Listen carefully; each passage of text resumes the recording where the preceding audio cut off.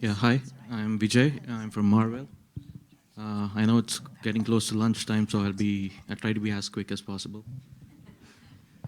So I'm a software engineer. I primarily work on the Marvell Switch ASIC SDK, but more recently we've been working on ideas on how we can help our customers quickly adapt our ASIC into their boxes that they're building.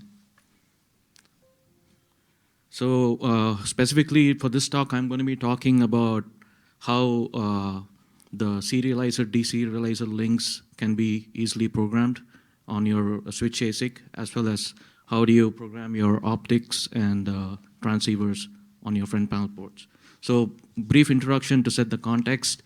So we have a number of ODMs today manufacturing like bare metal boxes, and typically they do not have any NOS installed. So like open source NOS like Sonic is now getting increasingly popular, and customers who are buying these boxes they want to install that. So if you look at from a platform software point of view, there are three main components.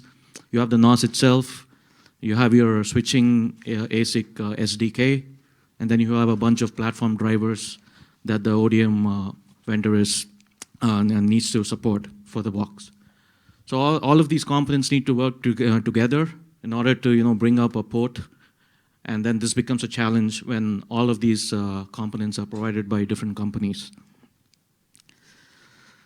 So specifically looking at Serdes, all the ASICs have Serdes ports. I mean, some companies they make the ASIC as well as the Serdes itself, but also typically there are companies which design the ASIC but then integrate the Serdes port itself as an IP from another vendor. Now each vendor that provides the Serdes IP, they have their own set of Serdes parameters that need to be configured. And in Sonic, we have the existing media-based port settings and SI attributes to actually configure these, but they do not cover all implementations and platforms.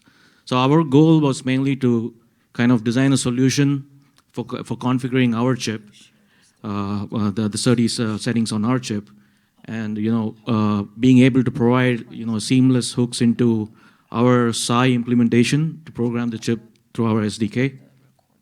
And we also wanted the ability to work with multiple ODM vendors with kind of a common framework. Like we would have different ODM vendors building different boxes with our chip, and we didn't want each of them to kind of come up with their own implementation. And we wanted to help them provide a kind of a reference implementation and a common library which they could use. And then also, finally, we wanted a flexibility to use across different NOS. Doesn't necessarily have to be specifically implemented for Sonic, but we wanted to go a standalone library way where you could use it with Sonic, but if you chose to, you could quickly use the same library with other NOS. So a high-level design of a library, primarily we have like 3 modules. We have a database module. This essentially contains your entire set of settings, as well as APIs to initialize the database and do your queries. You have the platform module, which essentially has to be implemented by the ODM vendor building the box, and that's going to provide APIs specific to your port transceiver settings and configuring them. Then you have the Serdes module. This kind of interfaces with both the database and the platform module, and also your SI implementation. It kind of helps orchestrate the required order of sequence to get a port up. So kind of to put it into context with how these different modules relate to the switch port hardware component. If you look at the diagram, you can see basically an ASIC has a set of ports, and those ports but they are basically Serdes ports, and the ASIC would be inside a switch, and the switch itself would have a set of front panel ports. So to bring up that front panel port, basically the high-level steps that you would do is, you need to get the transceiver type that you insert in the front. Then using that type, you need to figure out what the settings are, and then you actually need to configure it on the ASIC itself. And also, the other side is the transceiver itself would have a set of EEPROM settings that you might need to configure based on the type of transceiver. So that would also have to be done. So a quick look at how we do this. So the settings, you basically need a configuration file which contains all these settings. And the way we've done it is we've provided a template, and any ODM vendor who wants to define this file just needs to pick up the template and fill in the values. So to show a sample, it's just an Excel file. We define the template, and the different fields are all the different parameters that a Serdes vendor may typically provide. And all of these need to be configured. The values need to be inputted, and typically the signal integrity team within the ODM company would kind of work on and get these parameters tuned. So there's no sort of conversion needed. The input to our database module is just this file. You just save it as a CSV file, and that's it.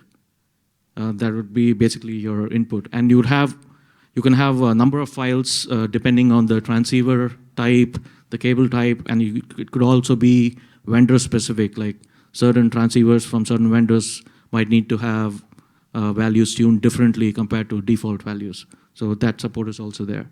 And it's also templated, so you can have different versions of these files, and the database module supports that, and it would interpret it according to the template. So the database module itself provides a couple of APIs, one to initialize the database, and then to query the database for a given port. So typically the port you would, based on the optic types and vendor specific settings per port, per lane granularity is provided. The platform module mainly does three things. You need to retrieve the port transceiver details, what kind of port it is, and you'd also need APIs to program the EEPROM settings on the transceiver itself, and also handle OIR. OIR is basically hot plug of the transceivers. You should be able to plug in and plug out different optics at runtime, and it should be able to handle all of that. So this module basically provides a framework on how to implement this. So this platform has to be implemented by the ODM vendor, because each ODM box is different, and they would have their own ways to access the transceivers, whether it's I2C or any other way. So they need to provide the implementation.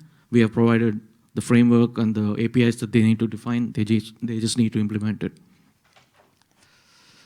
And then the Serdes module, as I talked about, it kind of talks to all of it. Talks to the database, the platform module, as well as our SI implementation. It kind of orchestrates the entire event in order set of sequence to get your port up or down, and also initialize the database initially.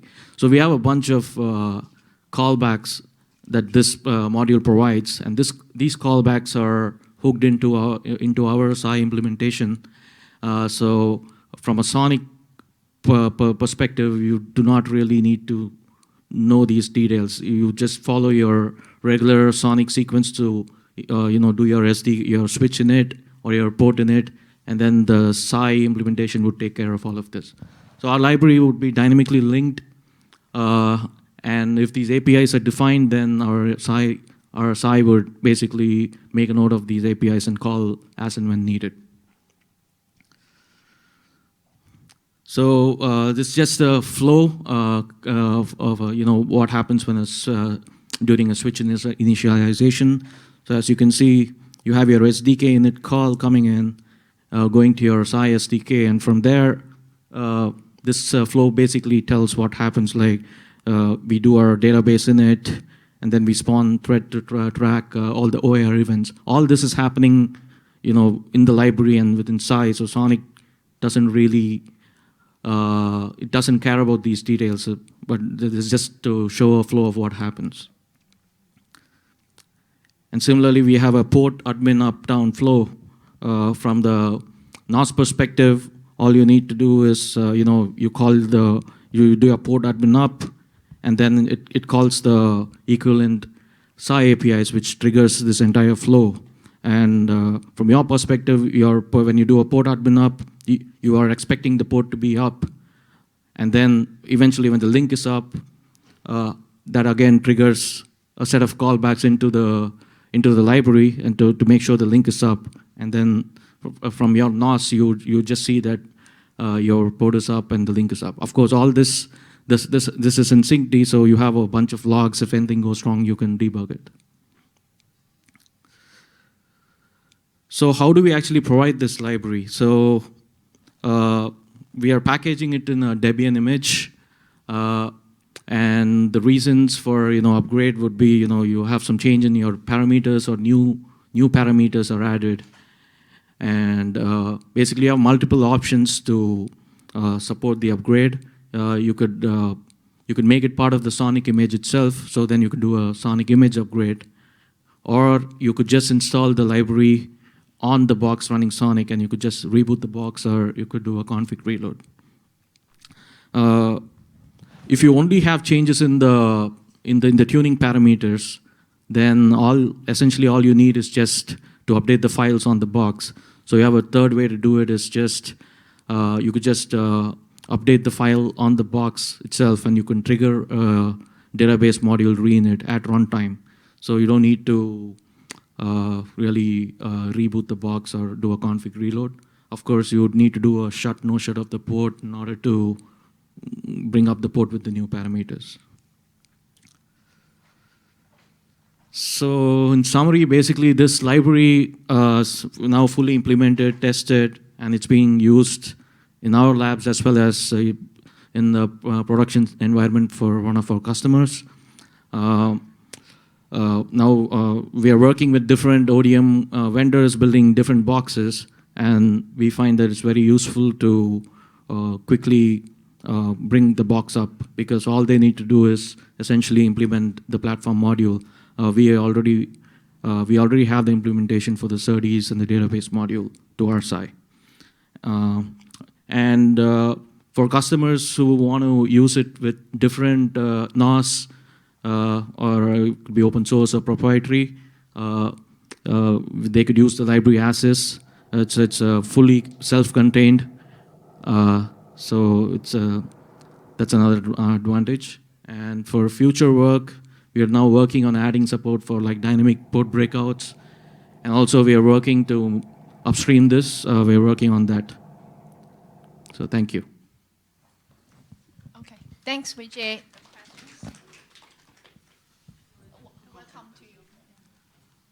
Can you explain a little bit more why the community solution doesn't work for you? So the community solution basically involved us needing to define new SI attributes to configure certain settings, and we felt like we wanted to use our existing SI framework and just plug into the existing solution. I just have one comment, because in your future work you have other problems to solve, like dynamic port breakout, right? So I think this is a problem that has been addressed by the community. It sounds like you're having your own solutions, and yeah, so you will need to solve more problems that community is addressing, and going to address those problems. Sure. So, have you implemented the CMIS logic part of this library, or how does CMIS protocol related to your work? Sorry, can you repeat that? For optics, you have CMIS or CMIS or any name that you want? Yeah, CMIS. so that falls under the platform module. So typically the ODM vendor is going to implement that. But for our first, when we worked with our first ODM, we actually implemented. So we have like a reference solution to support all optics. But for future ODM, different ODM boxes, they are typically required to implement it. And how do you handle the cases where the optics are not really spec compliant? We have many such cables that you actually need to go outside these kind of, let's say, statically defined parameters? For now, we have tested a variety of optic cables in our labs, and whatever we have tested, we have listed it out as being officially supported. I think that we have to do on a case-by-case basis.